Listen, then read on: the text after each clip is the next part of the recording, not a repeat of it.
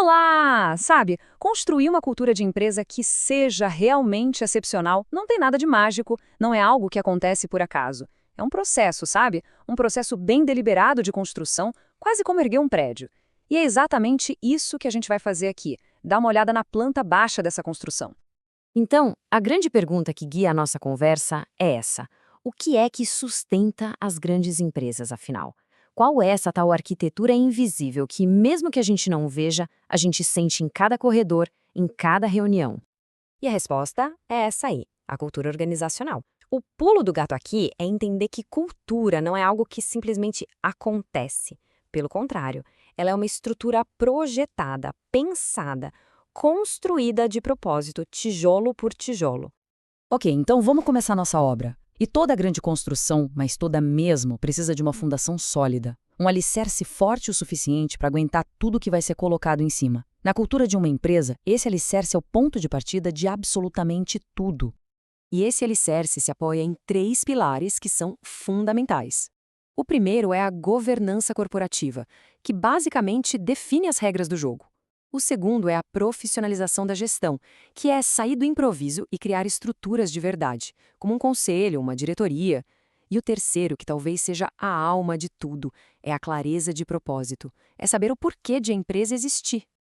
Vamos falar um pouquinho mais da governança? Olha, isso aqui não é só a burocracia, tá? É o sistema que gera confiança, é o que alinha os interesses de todo mundo, desde quem investe até quem está no dia a dia da operação. Uma boa governança é tão poderosa, mas tão poderosa, que ela pode até baratear o custo de capital da empresa. Por quê? Porque o mercado confia em quem joga limpo. Agora, de que adianta ter uma missão e uma visão incríveis se elas ficam trancadas numa gaveta, né? Essa dica aqui é fantástica pela simplicidade. Transformar a missão e a visão no papel de parede dos computadores de todo mundo. Isso faz com que o propósito da empresa vire um lembrete diário, constante, visual. É genial. Certo? O alicerce está pronto, agora a gente precisa de quem? Dos arquitetos. E na construção da cultura, os líderes são os grandes arquitetos. São eles que desenham o projeto, que dão o exemplo de como o prédio todo deve funcionar no dia a dia. E um conceito fundamental para essa liderança é o de gravitas. Isso vai muito, mas muito além de ter autoridade ou um cargo chique. Gravitas é aquela presença que vem da ética, da seriedade, de um senso de dever profundo, é a integridade do líder que inspira respeito, e não o crachá que ele usa. Outra ferramenta poderosíssima vem do Japão, o conceito de Gemba. Gemba significa literalmente o lugar real. A ideia é simples. O líder tem que sair da sala dele. Tem que ver onde as coisas acontecem de verdade, no chão de fábrica. É a gestão de ir lá, de conversar com as pessoas, de entender na pele os desafios da operação.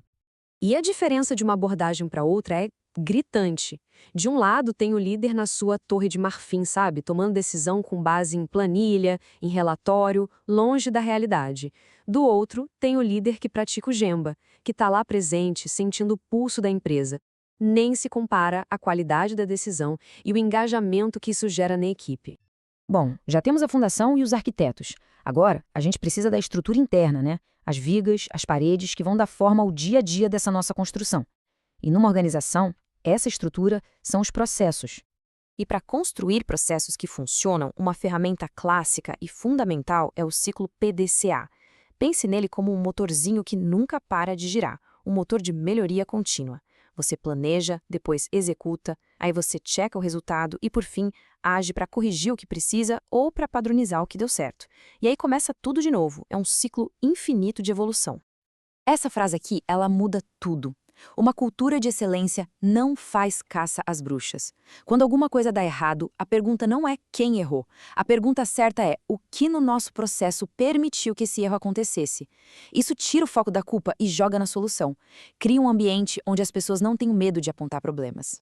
E para garantir que as coisas sejam feitas sempre com a mesma qualidade, especialmente nas tarefas mais importantes, entram em cena os POPs, os procedimentos operacionais padrão. O caminho é bem claro.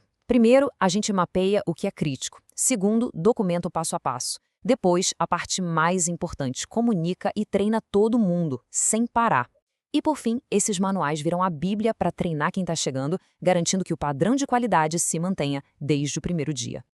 A nossa estrutura está de pé, mas como a gente sabe se ela é forte de verdade, se ela é eficiente, a gente precisa inspecionar. Afinal, tem aquela frase clássica, né? O que não se mede, não se gerencia. A medição é a nossa bússola para saber para onde ir. E aqui é importante a gente não confundir duas ferramentas-chave. Os KPIs, ou indicadores-chave de performance, são como o painel do carro. Eles medem a saúde contínua do negócio. Já os OKRs, que são os objetivos e resultados-chave, são mais como o GPS para uma viagem específica. São projetos para mudar o patamar. Resumindo, um monitora o dia a dia, o outro transforma o futuro. E para essas medições realmente servirem para alguma coisa, as metas não podem ser vagas, tipo melhorar as vendas. Elas precisam de estrutura. E o método SMART é o padrão ouro para isso. A meta tem que ser específica, mensurável, tem que ser atingível, relevante para o negócio e, claro, ter um prazo definido. Sem essa clareza toda, a energia da equipe se perde no meio do caminho. Medir gera um monte de dados, mas o aprendizado de verdade vem quando a gente para refletir sobre eles. Criar um ritual, uma cerimônia de lições aprendidas é uma prática muito poderosa. É uma pausa oficial para o time olhar para trás e se perguntar honestamente o que funcionou, o que deu errado e, o mais importante de tudo, o que a gente vai fazer de diferente daqui para frente. Isso coloca o aprendizado no DNA da empresa. E assim a gente chega ao último elemento que talvez seja o mais importante de todos hoje em dia. O mundo não para, as coisas mudam o tempo todo. Um prédio construído para ser perfeito, mas que é totalmente rígido, pode vir abaixo na primeira grande tempestade. A verdadeira excelência está na capacidade de se adaptar. A diferença aqui é como da água para o vinho. Uma cultura resistente à mudança vê ideia nova como ameaça. O pessoal fala, a gente sempre fez assim. Já uma cultura adaptativa celebra quem propõe um jeito novo, quem desafia o que já existe. A primeira fica parada no tempo, a segunda evolui. Simples assim. E se a cultura atual for o problema? Mudar não é fácil, mas também não é impossível. Existe um roteiro para a liderança. Primeiro, tem que diagnosticar o problema de verdade. Segundo, definir com clareza como as coisas deveriam ser. Terceiro, e isso é crucial, explicar o porquê dessa mudança para todo mundo. E por último, o mais importante, agir. Agir de forma visível, consistente, reforçando a nova cultura com atitudes, não só com discursos. Então, para a gente amarrar tudo, uma cultura de excelência não é um lugar onde se chega, mas sim uma construção que nunca termina. É uma estrutura que é resiliente, que tem um alicerce firme de propósito, um design inspirado pela liderança, uma estrutura interna de processos eficientes e uma manutenção constante, feita com medição e principalmente com adaptação. E isso tudo nos deixa com uma reflexão final. Pense um pouco na organização onde trabalha. A arquitetura cultural dela foi projetada só para durar? Para resistir ao tempo? Ou ela foi pensada para ter a flexibilidade necessária para evoluir junto com ele? A resposta para essa pergunta pode, de verdade, definir o futuro.